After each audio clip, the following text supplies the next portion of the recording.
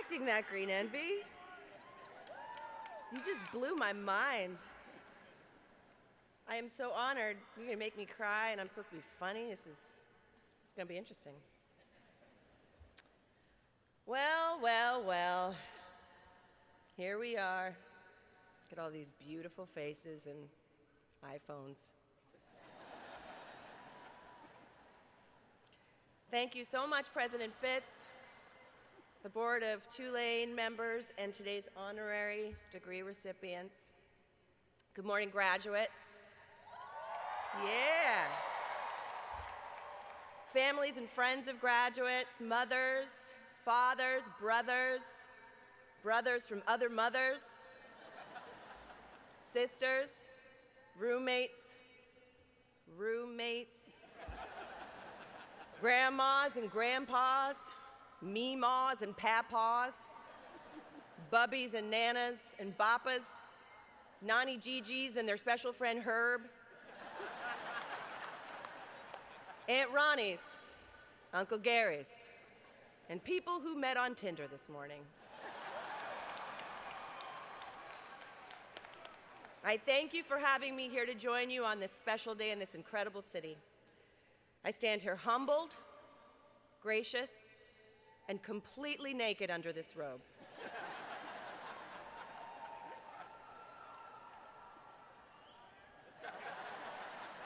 It really is a true honor to be with all of you as you begin this new phase of your life, as you embark on this exciting and challenging journey of being sober during the day.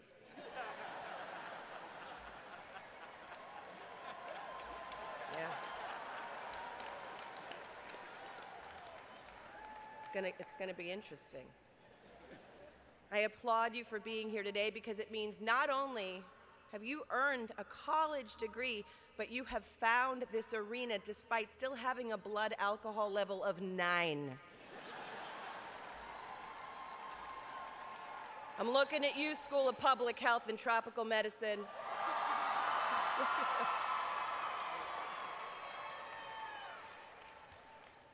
You don't fool me. From this day forward, the world is filled with endless possibilities. You're young, you're in your 20s. This is a great, great day for you. Except for those of you leaving college with any student loan debt. I don't know what to say to you guys. I'm sorry. I hope you win the lottery. I don't really know what to tell you about that. Well, back in January, when the university asked me to make today's commencement speech, I was delighted. So when I started writing it this morning back at the hotel, the first thing I did was go online and look up other commencement speeches. And then I got tired, so I took a nap. I woke up, cried a little bit, ordered some huevos rancheros from room service, and then I cried a little bit more. And then I picked myself up by the bootstraps and decided to go back to sleep. And after I hit that snooze button like 4 or 5 times, I got up again and I did what all of you probably did while you were pushing through finals week. I made sure all the apps on my phone were updated because that felt like the most important thing. And then I checked Facebook, Twitter, Instagram, and Snapchat. I periscoped my breakfast. I took 4 quizzes on BuzzFeed, and I watched Game of Thrones. And as I finished writing the speech on the car ride over here this morning, I thought about just how deep my Tulane roots are. I am very proud to say that my father, Richard Rudolph, graduated class in 1968. Right over there. And today, my cousin Sabrina Rudolph is graduating with all of you. Sabrina, I'd like to embarrass you by please asking you to stand up and wave at everyone in the Superdome. Okay? There she is. I am so, so proud of you. Now please don't sully the family name. It's very, very easy to do that. Benjamin Franklin, Napoleon, Jay-Z, LeBron James, Lucille Ball, C-3PO. These are all graduates of Tulane University according to my phone.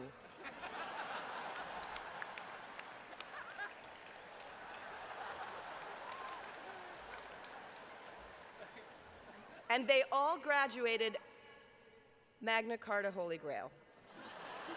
Now, I don't speak Latin, so I do not know what that means, but I do speak Pig Latin, so I know how to say, I eexpe igpe atenle. It just means I speak Pig Latin. Now, I did not go to Tulane.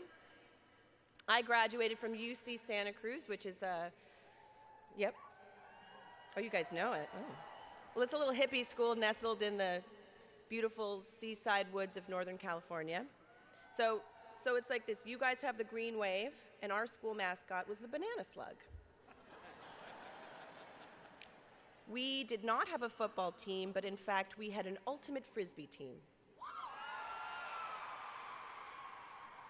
That's different, right? I majored in not washing my feet and advanced zigzag rolling. So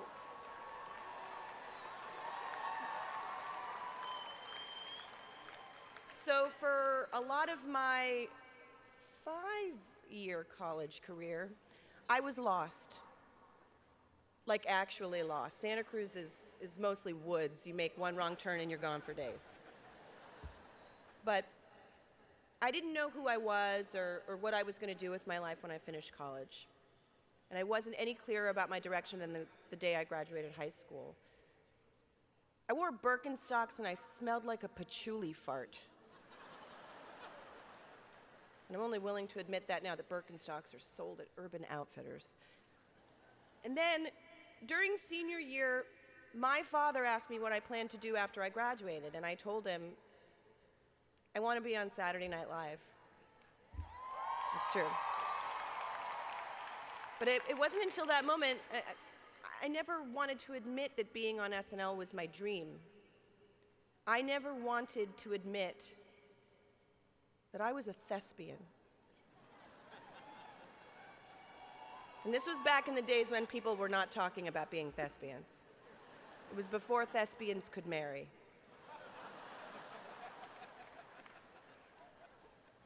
And my dad did what any great teacher would do. He looked at me unfazed and said, "Great. And how do you plan to support yourself while you figure that out? And when are you going to wash your feet?"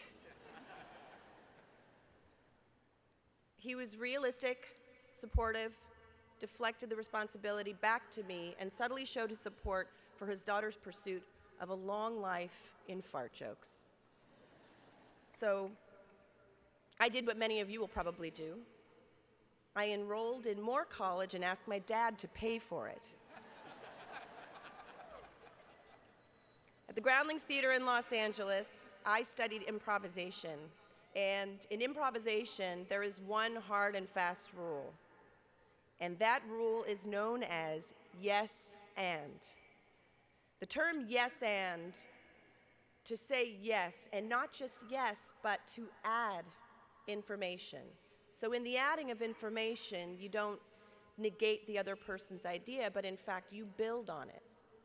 So it's like this. If I'm in a scene with you, President Fitz, and you say, "Hey, you're Oprah Winfrey," and I say, "No, I'm not," then our scene would be over. But President Fitz, if you say, "Hey, you're Oprah Winfrey," and I say, "Yes, I am. And today, class of 2015, look under your seats because you are all leaving here today with a college diploma! You get diploma! You get a diploma!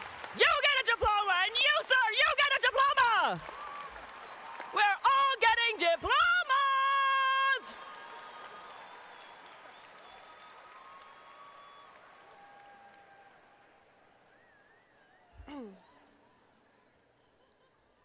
Almost lost my hat on that bit.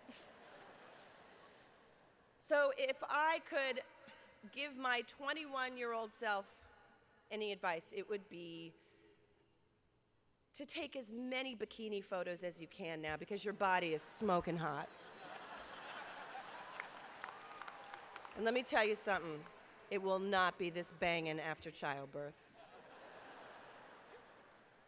But seriously, if I could give my 21-year-old self the advice I'm giving you today, and if I had a time machine, well, if I had a time machine, then I would go back in time and I would probably invent the iPhone because I think I could make a ton of money. But if I must give any of you advice, it would be this. Say yes. Say yes. Say yes and create your own destiny. So hold on to your old friends. It's good. Kiss your mama. Admit what your dreams are. Don't beat yourself up if you don't know what you're going to do tomorrow. But work hard and don't be lazy. And put away your damn iPhone once in a while.